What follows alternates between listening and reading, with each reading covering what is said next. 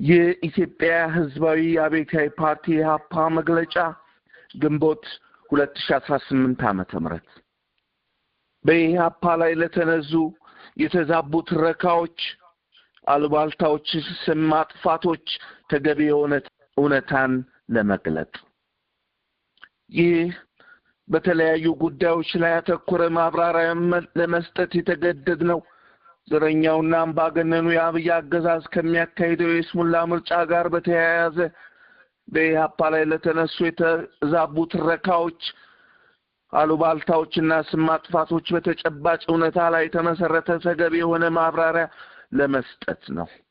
ወደ ጉዳዩ ከመግባታችን በፊት ግን አንባቢያንኛ ከምንሰጠው መልሶች ጋር አያይዘው በግንዛቤ ውስጥ እንዲያስገቧቸው ያስፈልጋል የምንላቸው ነጥቦች ማንሳት እንፈልጋለን። በመጀመሪያ ደረጃ ጉዳዮቹ የተነሱት አገዛዙ በሚያካሂደው የስሙላ ምርጫ መድረክ ላይ ቢሆንም ኢህአፓ እንደ ድርጅት ይህን የስሙላ ምርጫ በከፍተኛ ደረጃ የሚቃወመው መሆኑን መግለጽ እንፈልጋለን። በኢህአፓ ስም የሚንቀሳቀሰው ቡድንም በኢህአፓ ስም ተመዝግቦ እንዲንቀሳቀስ በዘረኛውና በአምባገነኑ የአብይ አገዛዝ ፈቃድ የተሰጠው እንጂ ኢህአፓን እንደማይወክል ለማስገንዘብ እንፈልጋለን።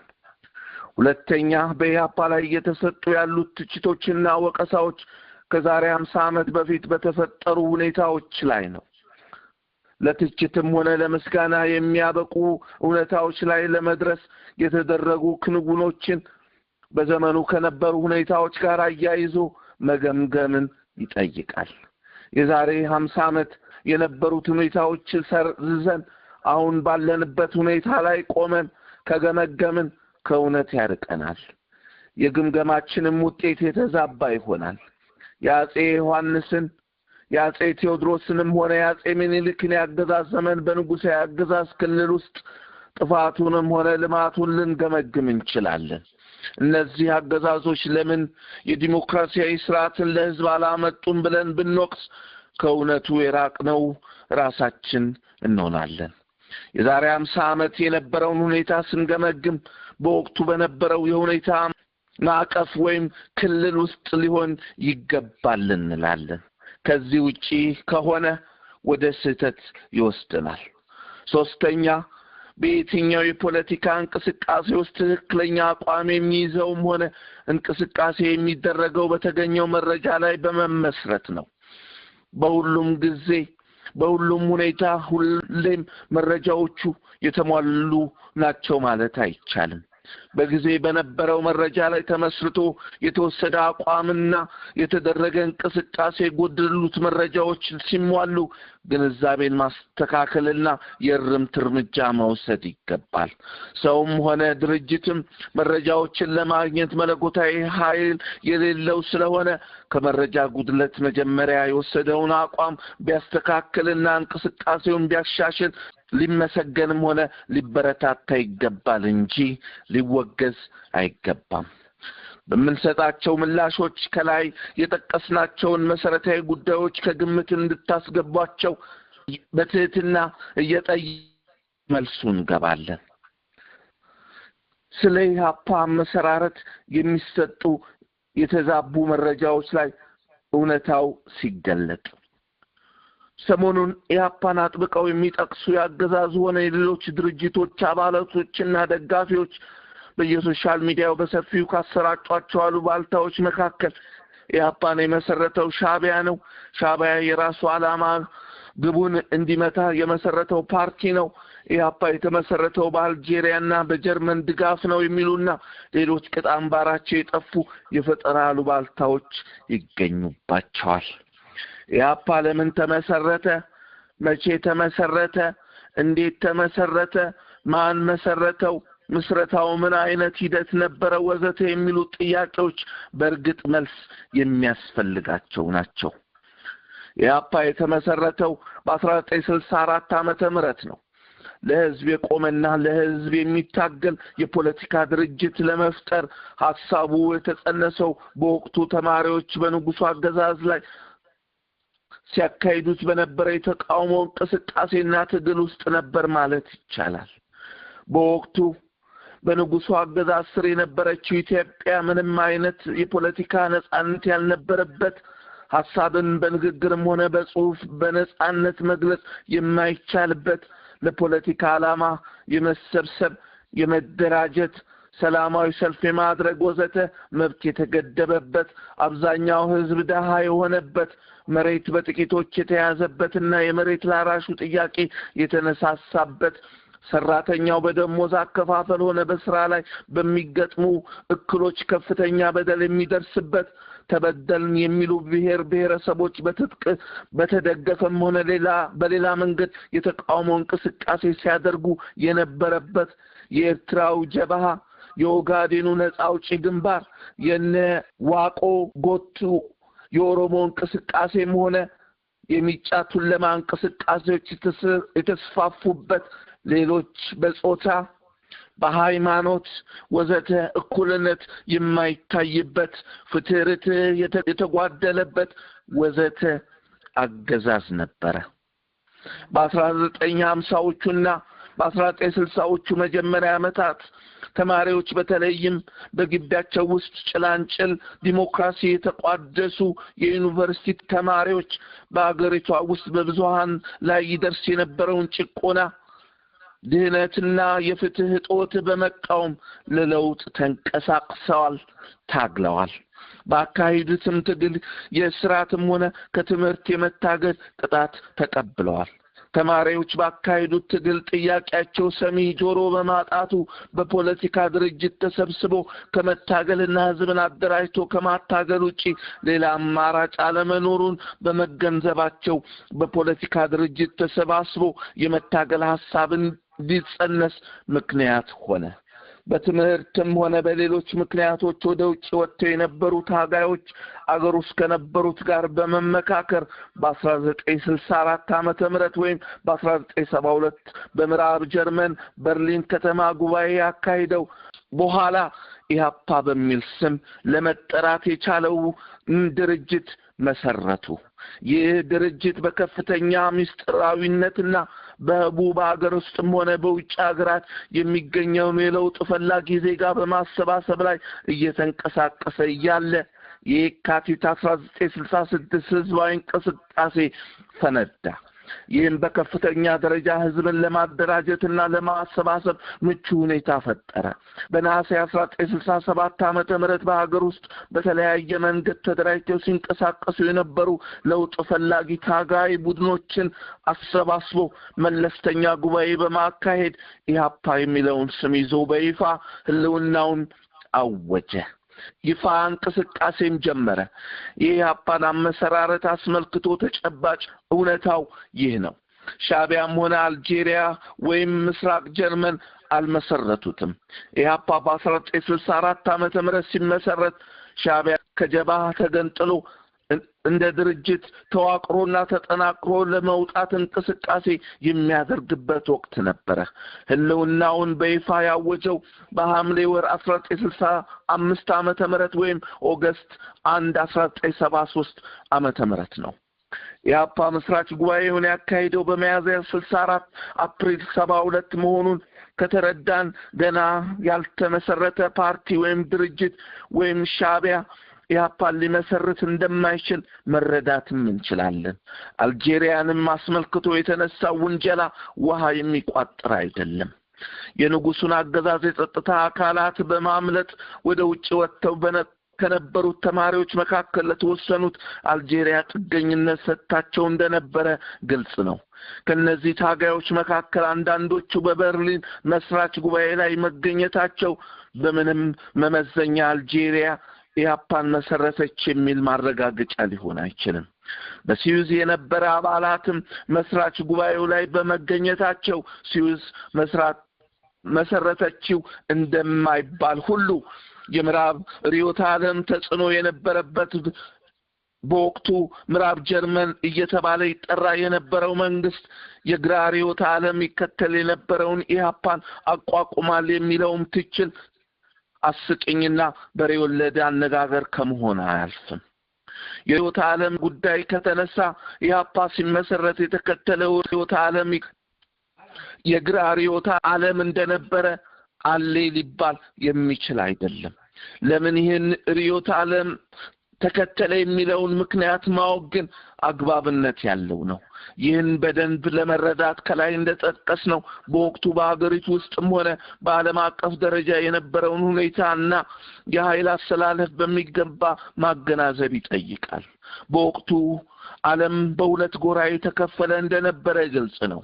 የቀኙን ርዕዮተ ዓለም የሚያቀነቅኑት የምዕራብ አገራት ከሰፊው ህዝብ ይልቅ ለጥቂት ከበርቴዎች የሚያደሉ ቅኝ አገዛዝን ወይም የጃዙር ቅኝ አገዛዝን የሚያስፋፉ አምባገነን አገዛዞችን የሚደግፉ እንደ ደቡብ አፍሪካ ወይም ሮጂያ ለመሳሰሉ ዘረኛ የአፓርታይድ አገዛዞች ከድጋፍ አልፈው ተከላካይ የነበሩ ሲሆን የግራውን ርዕዮተ ዓለም ሲከተሉ የነበሩ አገራት ደግሞ በአገራቸውም ሆነ በዓለም አቀፍ ደረጃ የብዙሃን መብትም ሆነ ደህንነት ለማስጠበቅ እንቆማለን፣ የኑሮ ደረጃውንም ከፍ እንዲል እንጥራለን የሚሉ ቅኝ አገዛዝንም ሆነ የጃዙር ቅኝ አገዛዝን የሚቃወሙ ከነዚህም ጨቋኝ አገዛዞች ለመላቀቅ ትግል ለሚያካሂዱ የህዝብ ታጋዮች ድጋፍ የሚሰጡ ለጸረ አፓርታይድ የደቡብ አፍሪካ ትግል ድጋፋቸውን የሚያደርጉም ነበሩ። በዓለም አቀፍ ደረጃ በወቅቱ በርካታ የደቡብ አሜሪካ የአፍሪካ እንዲሁም የመካከለኛው ምስራቅና የሩቅ ምስራቅ ሀገራት በአምባገነን እና በዘረኛ አገዛዝ ስር የሚሰቃዩ ነበሩ። ከነበረው ሁኔታ ከተነሳን ብዙሃኑ የኢትዮጵያ ህዝብ ከበደልና ከጭቆና ተላቆ መብቱና ነጻነቱን ተጠብቆ በሰላምና በአንድነት እንዲኖር እታገላለሁ ብሎ የተነሳ እንደ ኢህአፓ ያለ የፖለቲካ ድርጅት የግራውን ርዕዮተ ዓለም ቢከተል ምንም የሚያስገርም አይደለም። ከሚያምንበት አቋምና እታገልለታለሁ ብሎ ከተነሳበት ህዝባዊ ዓላማና ግብ ጋር አብሮ ይሄዳልና። ይሁን እንጂ ርዕዮተ ዓለሙን በመተግበር በኩል ግንባር ቀደም በሆኑ አገራት ውስጥ ያለውን ችግርና ህጸጾች ሲረዳና ግንዛቤ ሲያገኝ የሶቪየቱን ካምፕ አምባገነንነት ያጋለጠው በጣም ቀድሞ በ1970 ዓመተ ምህረት ነበር። የተነሳበትን ህዝባዊ ዓላማ ለማሳካት ያስችለኛል ያለውን ርዕዮተ ዓለምንም የሶሻል ዲሞክራሲ መንገድን በመከተል አቋሙን አስተካክሏል። ይህንንም ሲያስተካክል የሶሻሊስት ካምፕ ነኝ የሚለውን የሶቪየት ካምፕ እስኪወድቅም አልጠበቀም። በ1976 ዓመተ ምህረት ነበር ሶሻል ዲሞክራሲ የፖለቲካ ርዕዮት አርጎ የተቀበለው። እውን ኢህአፓ ነው የብሔር ጥያቄን በቅድሚያ በማቀንቀን ተገንጣዮችን እንዲደራጁ ያደረገው። ይህ ጥያቄ በወቅቱ በኢትዮጵያ ውስጥ ይታዩ ከነበረው ተጨባጭ ሁኔታ ጋር ተዛምዶ መታየት ይኖርበታል ብለን እናምናለን። የብሔር ጥያቄ በኢትዮጵያ የውይይት ርዕስ መሆን የጀመረው ኢህአፓ ከመመስረቱ ከዓመታት አስቀድሞ እንደሆነ ማን ይናገር የነበረ ማን ያርዳ የቀበረ እንዲሉ ነውና እውነታውን ሳይበረስ ሳይከለስ እንደነበረ ለማስቀመጥ እንሞክር።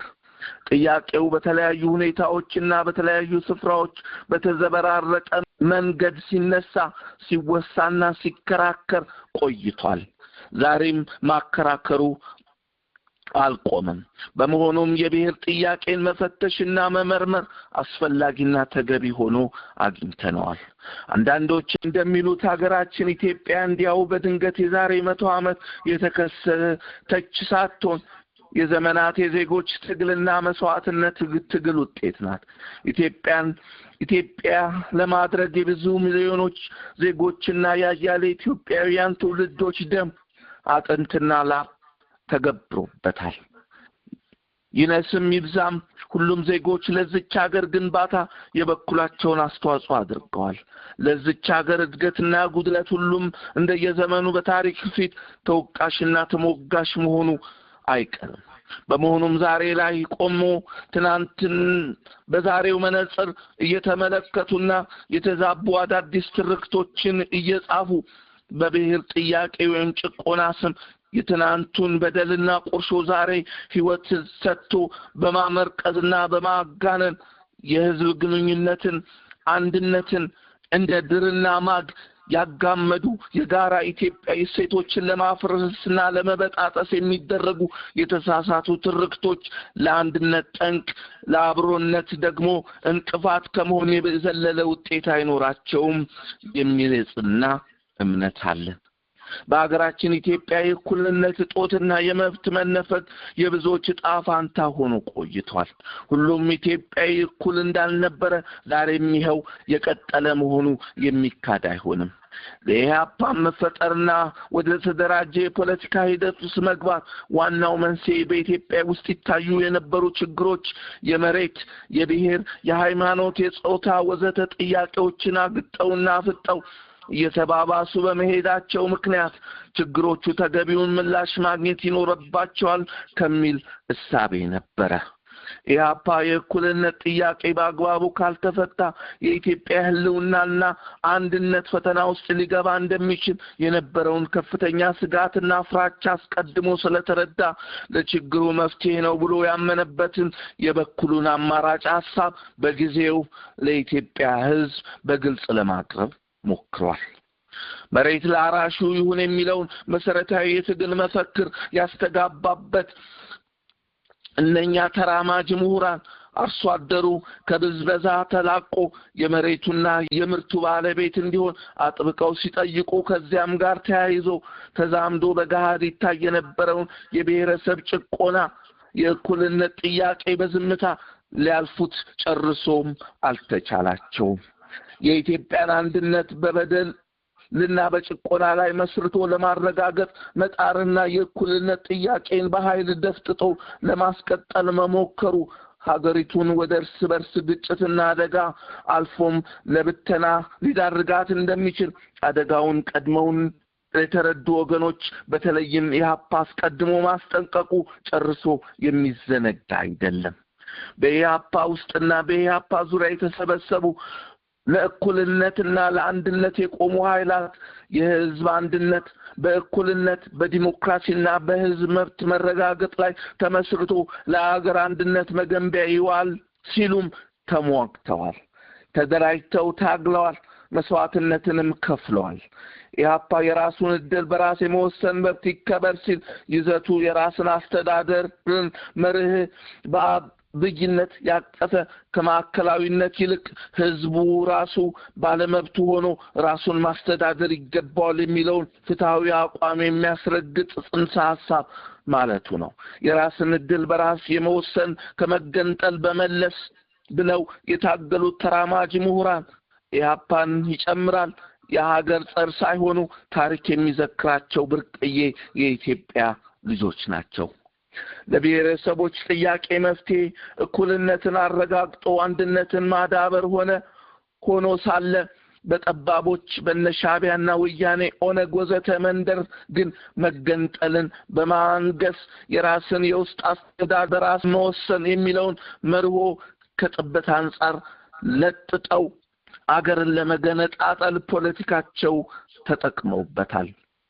ሌላው መነሳት ከሚገባው እውነታ አንዱ በኢህአፓና በወያኔ መካከል ካሉት መሰረታዊ ልዩነቶች አንዱ ወያኔ የብሔር ብሔረሰብ ጥያቄ በኢትዮጵያ አብይ ዋና ቅራኔ ነው በማለት ኢትዮጵያን በብሔረሰብ ተከፋፍለው እርስ በርስ ተቃርነዋል፣ ተከፋፍለዋል፣ ተጣልተዋል የሚል ሲሆን ኢህአፓ የለም ዋንኛው ቅራኔ ሁሉንም የህብረተሰብ ክፍል ከአምባገነኑ ስርዓት የሚያቃርነው የህዝብ እኩልነት መብት አለመከበር ነው።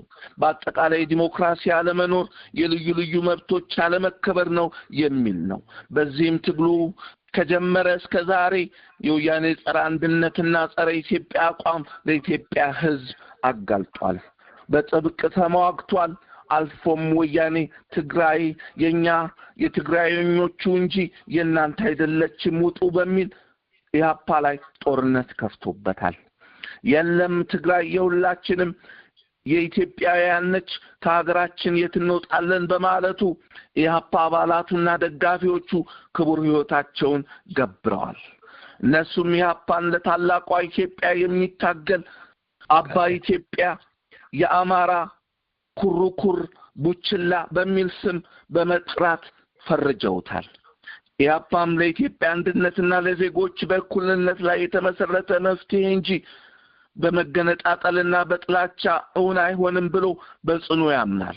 ማንኛውንም አይነት ጭቆና ታግሏል፣ ዛሬም ይህንኑ ብሎ ይታገላል። በመሆኑም የልዩነት ምንጭ በማስወገድ በእኩልነት ላይ የተመሰረተ አንድነት ለማጠናከር መጣርና መታገል ግድ ነው ይላል። ኢህአፓ ነሐሴ 26 ቀን 1967 ዓ.ም ራሱን በይፋ ለኢትዮጵያ ሕዝብ ሲያስተዋውቅ በድርጅቱ መርሃ ግብር ፕሮግራም ላይ በይፋ በዝርዝር ካስቀመጣቸው 9 አንቀጾች አንዱ አንቀጽ 4 ላይ ስለ ብሔሮች ጥያቄ አቋሙን በይፋ አስፍሯል። የብሔር ብሔረሰቦችን የራስን ዕድል በራስ የማስተዳደር ወይም የመወሰን መብት ማስከበር፣ እኩልነታቸውን ማረጋገጥ፣ የብሔረሰቦችን የራስን በራስ ማስተዳደር በቋንቋቸው የመጠቀምና ባህላቸውን የማዳበር መብታቸው እንዲከበር መታገል፣ በእኩልነት ላይ ለተመሰረተ አንድነት መታገል፣ በሀገሪቱ የፖለቲካ የኢኮኖሚና ማህበራዊ ህይወት ውስጥ በሚኖራቸው ተሳትፎ በማንኛውም ብሔረሰብ ላይ አድሎ አለመኖሩን ማረጋገጥ፣ ሆኖም በኢኮኖሚ በትምህርትና በጤና ወዘተ ገድ ለተጎዱ ወይም ለተረሱ ክፍሎች ልዩ ድጋፍ መስጠት በሚል በዝርዝር አስፍሯል። የብሔር ጥያቄ ሲነሳ እነዚህ ላይ ሊታለፍ የማይገባውና ሀገራችን ኢትዮጵያን ለጽንፈኞች ለሻቢያ፣ ለወያኔ፣ ለኦነግ፣ ለምዕራብ ሶማሌ ነጻ አውጪ ግንባር፣ ለሶማሌ አቦ ነጻ አውጪ ወዘተ ለብተና አጋልጦ የሰጣት ፋሽስታዊ ደርግ የብሔር ብሔረሰቦችን ጥያቄ በኃይል ወይም በጠመንጃ ብቻ ለመፍታት በማሰቡ ያ ትውልድ ያቀረበውን የመፍትሄ አማራጭ በሰላማዊና ዲሞክራሲያዊ መንገድ መፍታት ይኖርበታል የሚለውን ቀና አማራጭ ሐሳብ መርዘኛ፣ ትጥቅ አስፈጪ፣ ጸረ አንድነትና ጸረ ኢትዮጵያ አድርጎ ወሰደ። ፋሽስታዊ ደርግ ኢትዮጵያን ከሚያፈርሱ ጽንፈኛ ቡድኖች ጋር ኢህአፓን በመደመር ለማጥፋት ተባባሪዎችን በማሰለፍ ያለ የሌላ ኃይሉን ተጠቅሞ ዘመተ። ሀገራችንን ለበታኞች ለወያኔና ለሻቢያ እና ኦነግ ወዘተ አሳልፎ ሰጠ። ኢትዮጵያና ኢትዮጵያዊነትን አዳከመ። የኢትዮጵያ አካል የነበረችውን ኤርትራን ያለ ኢትዮጵያ ሕዝብ ይሁንታ ወያኔ ሻቢያና ኦነግ ከባዕዳን ጋር በመመሳጠር እንድትገነጠል አደረጉ። በመጨረሻም ኢትዮጵያዊነትን ህብረ ብሔራዊነትን እንዲዳከም ሆነ። ኢትዮጵያም የዘረኞችና የጽንፈኞች መፈንጫ እንድትሆን ተፈረደባት። ኢትዮጵያ አንድነት ጠንቅ የሆኑት ከላይ የጠቀስናቸው ሁለት አካሄዶች የራስን ዕድል በራስ የመወሰን መብት፣ የራሱ የውስጥ አስተዳደርን መርህ በብይነት ያቀፈ ከማዕከላዊነት ይልቅ ህዝቡ ራሱ ባለመብት ሆኖ ራሱን ማስተዳደር ይገባዋል የሚለውን ፍትሃዊ አቋም የመገንጠል መብት እየተባለ በጠባቦች መገፋቱን ጎጂና የተሳሳተ መሆኑ እንዳለ ሆኖ የራስን ዕድል በራስ የመወሰን መብት ስላልተነሳና ስላልተጠቀሰ የብሔር ብሔረሰብ የእኩልነት ጥያቄ ተኖ የሚጠፋ የሚመስላቸው ክፍሎች ደግሞ እንዲሁ በስህተት ለማረም የሚቃጡ ናቸው። የራስን ዕድል በራስ የመወሰን መብት ስንልም የህዝብን ውሳኔና መብት ለማመላከት እንጂ ይህንን መብት ለጠባብ ቡድኖች ለጽንፈኞች አሳልፎ ለመስጠት አልነበረም። ዛሬም አይደለም፣ ወደፊትም አይሆንም።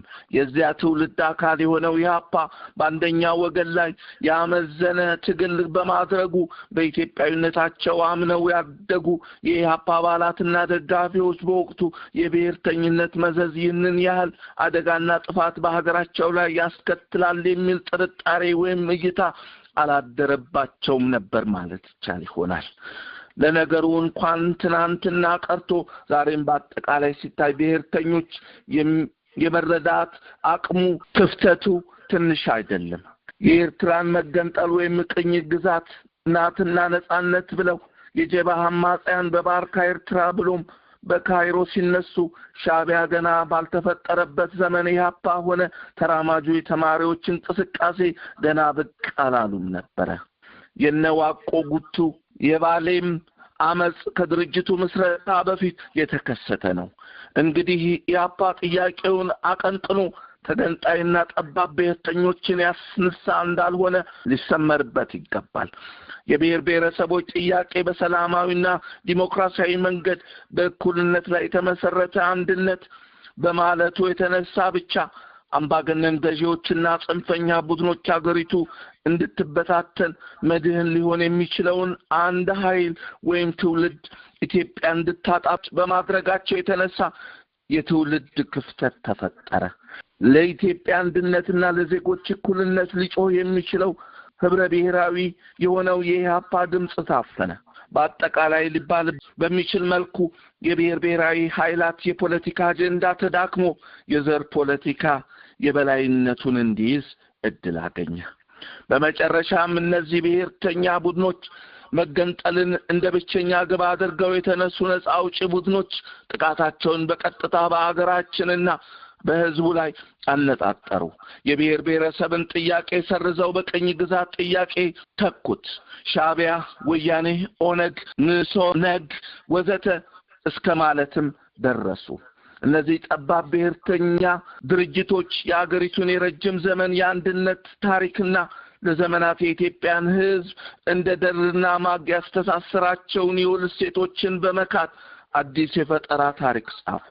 የኢትዮጵያን ህዝብ የረጅም ዘመን የአንድነት ታሪክ ወደ 100 ዓመት ዝቅ በማድረግ የአፍሪካ ሀገራት በቅኝ ገዢዎች እጅ በወደቁበት ዘመን ዝቅ አደረጉት። እነዚህ ቡድኖች ለአገሪቱ ስትራቴጂካዊ ጥቅሞች ተጻራሪ ከሆኑ የባዕዳን ኃይላት ጋር በማበርም በአገሪቱ አንድነት ላይ ዘመቱ። የህዝቡን የአንድነት ምልክቶች የልዩነት ትርጉም በመስጠትና በህዝቡ መካከል ያሉ መለስተኛ ልዩነቶችን በመጠቀም የውስጥ አለመረጋጋት ከመፍጠር አልፈው ኢትዮጵያን ለማዳከምና ታሪኳን ለማጠልሸት አልፎም ሀገሪቷን ለመበታተን ታገሉ።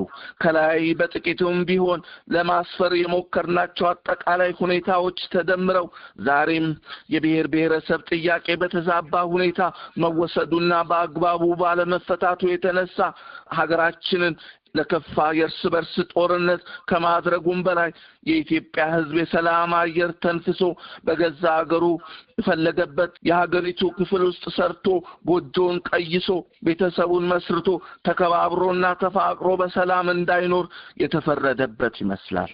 ለዘመናት ጠባብ ብሔርተኞች በህዝብ መካከል ሰራጩት የዘር ፖለቲካ መርዝ የተነሳ ኢትዮጵያና ኢትዮጵያዊነትን እንዲዳከም ቂምና በቀል እንዲሁም ቁርሾ በህዝቡ መካከል እየሰፋ እንዲሄድ አድርገዋል። ዛሬም ምትክ የማይገኝለት የበርካታ የንጹሃን ዜጎች ህይወት በከንቱ እየረገፈ ይገኛል። ለምን ይዋሻል?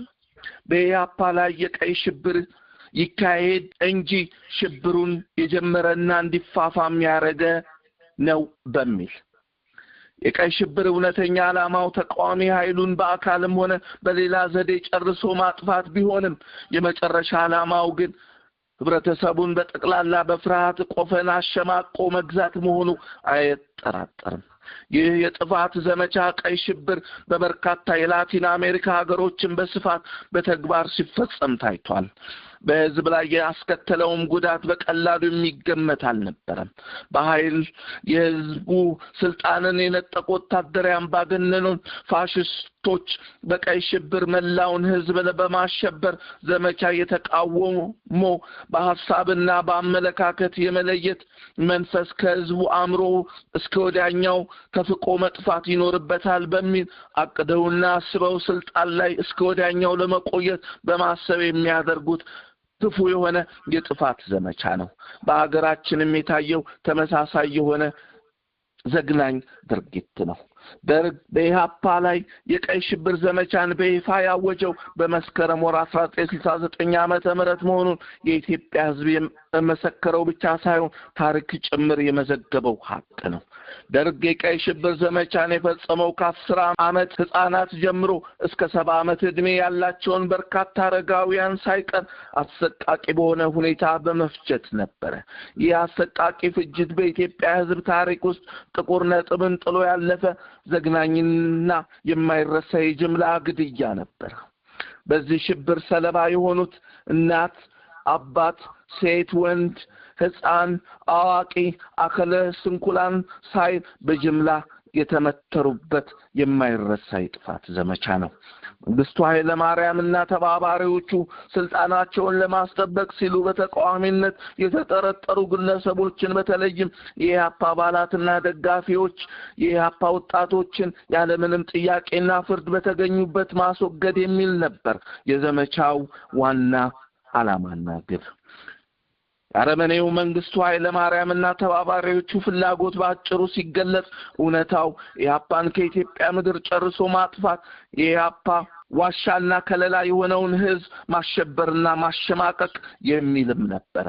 በተለይም አዲስ ነገር ናፋቂውንና ለውጥ ፈላጊ የሆነውን ወጣቱን ትውልድ ማሸማቀቅ፣ ለእውነት እንዳይቆምና ለትግል እንዳይሰለፍ በማሸበር ብሩህ አእምሮን መረበሽና ቅስሙን መስበር የሚል እምነት ነበር የአምባገነኖቹ ህልምና ፍላጎታቸው። የፋሽስቱ ደርግ እውነተኛ ባህሪውና ተግባሩ ከላይ ባጭሩ ያሰፈርነው ሆኖ ሳለ ኢህአፓ ከደርግ በይፋ የታወጀበትን የጥፋት ዘመቻ ለመከላከል ያደረገውን ያልሞት ባይ የመከላከል ተግባር ለማርከስና የድርጅቱን እውነተኛ ታሪክ ለማጠልሸት ሲውገረገሩ ይታያል። የአይጥ ምስክሩ ድንቢጥ እንደሚባለው ሁሉ የስልጣን ፍርፋሪ ተካፋዮችና የደርግ ደንገጡሮች ኢህአፓን በመወንጀል ሲከሱና የፈጠራ ትርክት በየጊዜው ሲነዙ መታዘቡ ቢሰለቸንም እውነታውን መናገሩና መጻፉ ለመጪው ትውልድ የኢህአፓን እውነተኛውን ታሪክ እንዲረዳ ማድረጉ አስፈላጊም ጠቃሚም አልፎም ታሪካዊ ግዴታ ነው ብለን ስለምናምንና እስቲ ጥቂቱን ብቻ እናንሳ። ኢህአፓን የሚጠሉና የድርጊቱ ተባባሪ የነበሩ ውሸት ቢደጋገም ትንሽ እውነት ላይወጣው እንዲህ ነው ይሉናል። ደርግን ጭካኔና ግድያን ያስተማረው ኢህአፓ ነው። ቀይ ሽብርን ደርግ እንዲያፋፍም የገፋፋው ኢህአፓ ነው ሲሉ የሐሰት ክስን ይደረድራሉ፣ ይዋሻሉ። ነጭ ሽብር አካሄደ የሚል ፈጠራ በመደርደር ትውልድን ያወናብዳሉ፣ ታሪክን ያዛባሉ። አውቆ የተኛን ቢቀሰቅሱት አይሰማም ነውና እውነቱ እንዲነገር መጠበቅ አያስፈልገንም። የተቀበልነውን መከራና ስቃይ እንናገር ከተባለ እስራትና ስየልን፣ ግድያን፣ ፍጅትንና ሽብርን በንጹሃን ላይ ያላንዳች ፍርድ ያፋፋሙብን ደርግና ተባባሪዎቹ መሆናቸው የነበሩ ይናገራሉ። ከግድያውና ከሽብሩ የተረፉት ይመሰክራሉ፣ ያስረዳሉ። ጥቂቶች ቢሆኑም ትናንት የደርጉ ደጋፊ የነበሩ ተስህተታቸው የታረሙ በስተመጨረሻም የሽብሩ በትር ያረፈባቸው ከራሳቸው የታረቁ እውነታውን መስክረዋል። ደርግ ጨካኝና አረመኔ እንደነበረ በመረጃና በማስረጃ ሳይቀር ያስረዳሉ። ደርግ አፋኝ ጨካኝና አምባገነንነቱን በአደባባይ ያረጋግጠው ገና ከጠዋቱ በመስከረም 2 ቀን 1967 ዓመተ ምህረት የስልጣን መንበሩን ሲቆናጠጥ እንደነበረ በማስረጃ የተረጋገጠ ነው። ደርግ አገዛዙን ለማጠናከር መላው የኢትዮጵያን ሕዝብ ለመሰረታዊ ለውጥ የነበረውን ፍላጎትና እንቅስቃሴ ለማሸማቀቅ ማንኛውንም አይነት ህዝባዊ እንቅስቃሴ በአዋጅ አግዷል። እንዲህም ሲል የሽብር አዋጁን በኢትዮጵያ ሕዝብና በኢህአፓ ላይ በጋህድ አውጇል። እንጠቅሳለን። ኢትዮጵያ ትቅደም የሚለውን ዓላማ ለማደናቀፍ አዳሪዎች የሚያደርጉትን እንቅስቃሴ ዝም ብለን አንመለከትም። አስፈላጊ የሆነ አቤታዊ እርምጃ እንወስዳለን ሲልም በወታደራዊ ማርሽ የታጀበ የአፈናና የሽብር አዋጁን በይፋ ደንግጓል። ጥቂቶቹን ብቻ ለማስታወስ ደርግ በየክፍለ ሀገራቱ ያሰማራቸው የደርግ ተጠሪዎች በጅምላ እያፈሱ የኢህአፓ አባላትንና ደጋፊዎች ናቸው የሚሏቸውን ብቻ ሳይሆን በርካታ መምህራንና ተማሪዎችን፣ የመንግስት ሰራተኞችን፣ ወጣቶችን፣ አርሶ አደሮችን፣ የከተማ ነዋሪዎችን፣ የአውቶቡስ ተራ ዕቃ አውራጅና ጫኞችን፣ የቡና ቤት ሰራተኞችን፣ ታዳጊ ወጣቶችን፣ አዛውንትን ሳይመርጡ ንጹሃንን በአደባባይ ሲረሽኑ በሺዎች የሚቆጠሩትን ለስር ዳርገዋል። ጥፍራቸው ተነቅሏል። ጥርሳቸው በቡጢ እንዲወልቅ ተደርጓል። በሴቶች ብልት የጋለ ብረት ሰደዋል። ያረገዙ ሴቶች ሆድ በሳንጃ ዘንጥለዋል። በሳንጃ የእስረኞችን አይን አውጥተዋል። ሁለት እግርና እጆቻቸውን በገመድ በማሰር ዘቅዝቀው ገርፈዋል። በፈላ ዘይትና እሳት የሰው ገላ ጠብሰዋል። በየአደባባዩ በሺዎች የሚቆጠሩትን ረሽነው ሬሳቸውን በየጎዳናው አስጥተዋል። ከእስር ቤት በማውጣት ሁለት እጆቻቸውን በማሰርና በማቆራኘት በጅምላ በየጫካው በመረሸን ሬሳቸው የዱር አራዊትና የአሞራ ሲሳይ እንዲሆን አድርገዋል። ብዙዎችም እስከነ ህይወታቸው እጃቸውን ታስሮ ወደ ባህር እንዲጣሉ ተደርጎ ያዞ ሲሳይ ሆነዋል። ለማጠቃለል የደርግ ጭካኔና ሽብር ዋናው ኢላማ በተለያዩ የብሔረሰብ ክፍሎች ውስጥ መዋቅሩን በስፋት ዘርግቶ ህዝብን ያደራጀና ያነቃ መሰረታዊ ለውጥን ያቀነቅን የነበረውን ህዝብ የስልጣን ምንጭ ነው፣ ህዝባዊ መንግስት ይቋቋም ሲል ከህዝብ ጎን ተሰልፎ ወግኖ ደርግን የሚሟገተውና የሚታገለውን በኢትዮጵያ ህዝብ ዘንድ ላይ ፍቅርንና አክብሮትን ያተረፈውን እንደ በኩር ልጃቸው የሚሳሱለትን ኢህአፓን በመንፈስና በአካል ፈጽሞ ለማጥፋት ነበረ። ታዲያ ፍየል ወዲያ ቅዘምዝም ወዲህ ካልሆነ በስተቀር ምኑ ላይ ነው የኢህአፓ ተወቃሽነትና ጥፋተኝነት ብለን መልስ ለመስጠት የተገደድ ነው? ታሪክን ወደ ኋላ ተመልሰን ለማጣቀስ የተገደድ ነው። አህያውን ፈርቶ ዳውላውን እንደተባለው ፋሽስታዊውን ደርግና ደርጉን ወግነው የተሰለፉ ወገኖች ተጠያቂና ተወቃሽ መሆን ሲገባቸው ሰላማዊ ሁኔታ በኢትዮጵያ ውስጥ እስካለ ድረስ በሰላማዊ መንገድ ለመታገል እንደሚፈልግ በመርሃ ግብሩ በፖለቲካ ፕሮግራሙ በይፋ አስቀምጦ ሲታገልና ሲያታግል የነበረውን ኢህአፓን ራሱን ለመከላከልና የድርጅቱን ንብረት ለመጠበቅ ያልሞት ባይ ተጋዳይ ትግል ያደረገውን ኢህአፓን በሽብርተኝነት በገዳይነት መፈረጅ፣ ነጭ ሽብር ምናምንቴ እያሉ ያልሆነውን እንደ ግብሩ አርጎ መለጠፍ በፍርደ ገምድልነት በስም ማጥፋት ወንጀል የሚያስጠይቅ ከመሆን አይዘልም። በመጨረሻም አንድ ነገር ብለን እንቋጭ። ሽብሩን የጀመረው ኢህአፓ ነው።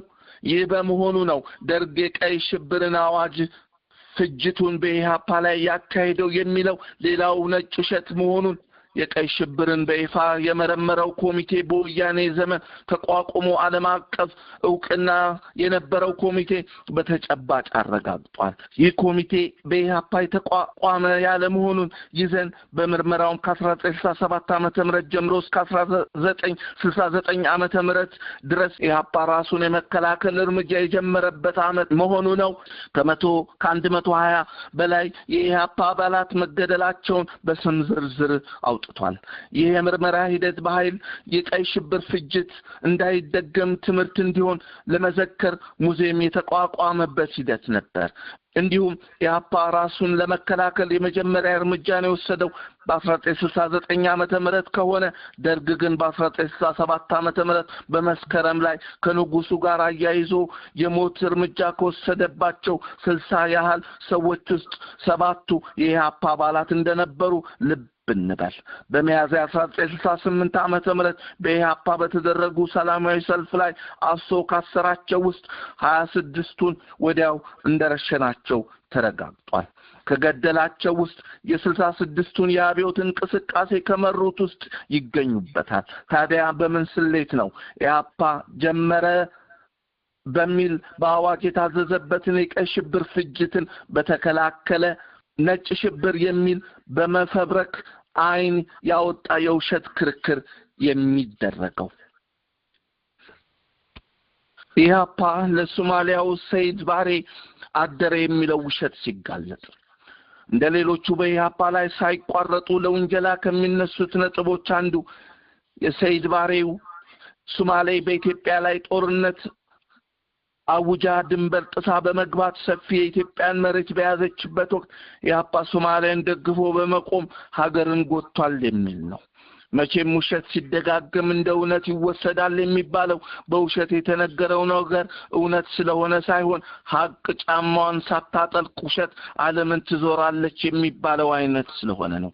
በሶማሊያ መንግስት እስር ቤቶች ፍዳቸውን ያዩና ዛሬ ምስክርነታቸውን የሚሰጡ አባላቱ ባሉበት ውሸት እንደ እውነት እየተነገረ መቀጠሉ ይህንን የማሰራጨቱን ማንነት ቅልጥጥ አድርጎ የሚያሳይ ነው።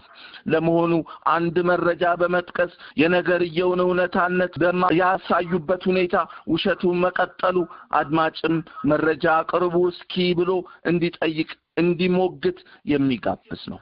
እንደ ወያኔ ላሉት ሲሶ የሀገራችን መሬት የሶማሊያ ነው ብለው እንደፈረሙት ለሰይድ ባሬው መንግስት ሙሉ ድጋፋቸውን ለቸሩት ቢሮ ሰጥቶ 3000 ክላሽን በመቸር የመንቀሳቀሻ ፓስፖርት ለግሶ የአረብ ሀገራት ድጋፋቸውን እንዲቸሩት ደብዳቤ ጽፎ ያንበሸበሻቸውን እንዳየነው ሁሉ ለኢህአፓ የሆነ ድጋፍ ያላረጉለት ለምን ይሆን ብሎ መጠየቅ ተገቢ ነው የሚባለው ውሸት እውነት ከሆነ ማለት ነው።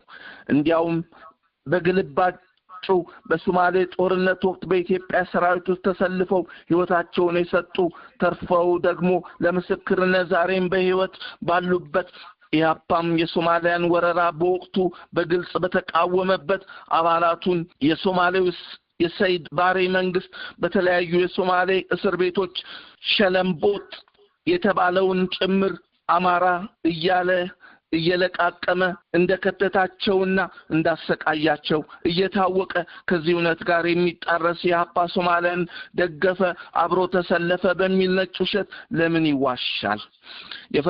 የፈጠረውን ይህን ውሸት እውነት ብለው ማቅረባቸው የኢህአፓ የበላይነት የደርግና የወያኔን ማንነት በማሳየት እርቃናቸውን ያሳየ ፖለቲካ እንደነበረውና እንዳለው በአደባባይ ፍንትው ብሎ የታየ በመሆኑ በዚህ አይነት ነጭ ውሸት ድጋፍን የፖለቲካ የበላይነቱን አንሸራሽሯል ከሚል ከንቱ ድካም የመነጨ መሆኑ ብቻ ነው መገንዘብ መታዘብ የሚችለው። ኢህአፓ በኢትዮጵያ ሉዓላዊነትና ግዛታዊ አንድነቷ ላይ የማይደራደር አንድም ቀን ቃሉን ያላጠፈ መሆኑን የሚጠሉት ሳይቀሩ ዛሬ በአደባባይ ሲናገሩ አድምጠናል። ባጭሩ ደጋግመን በዚህ ላይ እንዳልነው ጋዜጠኛ ነን የሀገሪቱ ፖለቲከኞች ነን እያሉ ዛሬም ኢህአፓን ከሶማሌ ጎን በመቆም ሀገር ጎዳ የሚል ውሸት ከማሰራጨት መረጃ አቅርቦ መሟገት ይቅደም እንላለን። በተረፈ አውቆ የተኛን ቢቀሰቅሱት አይሰማም ነውና አውቀው ይህንን ደጋግሞ የሚያሰራጩ መኖራቸው የሚገርም መሆንም የለበትም። ኢህአፓ አምባገነን ድርጅት ነውን? ኢህአፓ አምባገነን ድርጅት ነው ብለው ሊከሱት የሚሞክሩ እንዳሉም ታዝበናል። እጅግ የሚያሳዝነው ኢህአፓ ይህንን ከሚሉት ጋር ህዝቡ ፊት ቀርቦ የሚሟገትበት ነፃ መድረክ ባለማግኘቱ ድርጅቱን ለማጠልሸት እንደሌሎቹ ወንጀላዎች ሁሉ ባገኙት የመድረክ አጋጣሚ ያልሆነውን ስም ይለጥፉበታል።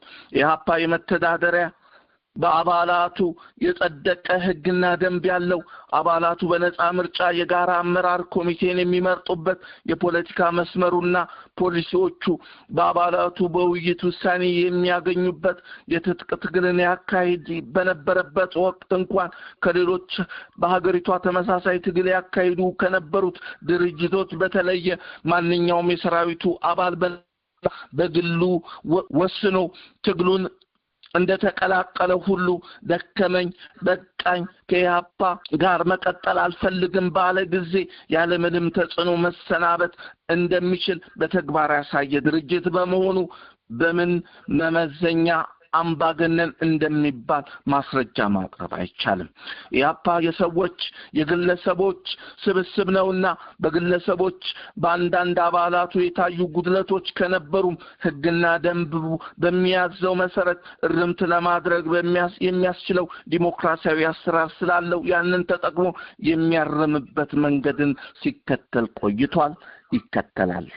እስካሁን በሀገራችንም ሆነ በዓለም አቀፍ ደረጃ በተካሄዱ ትግሎች ሊቀመንበር፣ ዋና ጸሐፊ ወዘተ የሚል ስም እየተሰጣቸው ድርጅቱን የሚመሩ ግለሰቦች መኖራቸው ይታወቃል። ኢህአፓ ግን ከዚህ አይነቱ አሰራር በወሰደው የታሪክ ተሞክሮ የግለሰቦች ተክለሰውነት መግነን ከተሰየምኩ አልወርድም የሚል አምባገነንነት የተጠናወተው መሆን ይህንን ስልጣን በመጠቀም የሚከሰተው የሙስናና በስልጣን መባለግ ወዘተ የተነሳ እስካሁን አንድ የድርጅቱ የበላይ ዋና መሪ የሚባል ኖሮት አያውቅም፣ የጋራ አመራር እንጂ። ስለዚህም ይህ ነው የሚባል መረጃ በማይቀርብበት ሁኔታ በምን ሂሳብ ነው አምባገነን የሚባለው ብለን ከመጠየቅ ሌላ ብዙም ማለት አንችልም። ባጭሩ ስናጠቃልል በኢህአፓ ላይ የሚቀርቡት የውሸትና የተጋነኑ ትርክቶች ውሸት ሲደጋገም እውነት እየመሰለ ይመጣል የሚባለውን ከማሳየት ሌላ ትርጉም የላቸውም። በመሆኑም በእኛም በኩል ቀደም ሲልም ሆነ አሁንም በዚህ ጽሑፍ ለማቅረብ እንደሞከርነው የሐሰት ዕድሜ በሐቅ አለው ማለት ያጥራል የሚለውን ተግባራዊ ለማድረግ ነው።